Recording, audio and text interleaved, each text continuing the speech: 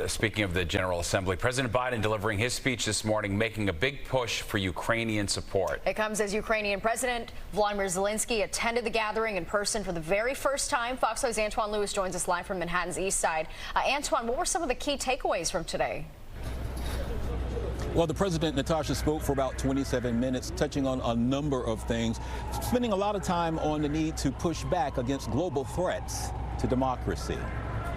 President Biden stepped to the podium around 10:30 Tuesday, telling the gathering that U.S. leadership on the world stage has been reestablished under his watch. I understand the duty my country has to lead in this critical moment, to work with countries in every region, linking them in common cause. Biden spoke of unification on many hot-button issues, including climate change and the global threat it imposes. These snapshots tell an urgent story of what awaits us if we fail to reduce our dependence on fossil fuels and begin to climate-proof the world. The president's speech is also being viewed as a message to American voters on his ability to lead the United States for 4 more years, this ahead of next year's presidential election. While at the UN Tuesday, Biden also called for continued support for Ukraine in its ongoing war with Russia. If you allow Ukraine to be carved up, is the independence of any nation secure? I'd respectfully suggest the answer is no.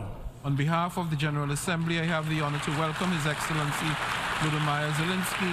However, the strongest case for supporting Ukraine came from its president, Volodymyr Zelensky, who received a round of applause when he addressed the General Assembly in person himself Tuesday afternoon. When hatred is weaponized against one nation, it never stops there.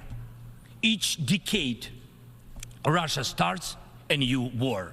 President Zelensky accused Russia of weaponizing food, energy, and even children in the now 19-months-long war, all towards, he says, one conclusion.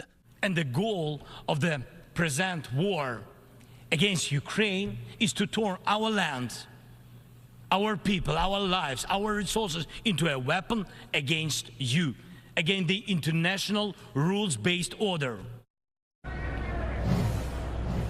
Now, the speeches by President Biden and President Zelensky were hours apart, Natasha. However, they will both be together on Thursday when the White House hosts Mr. Zelensky.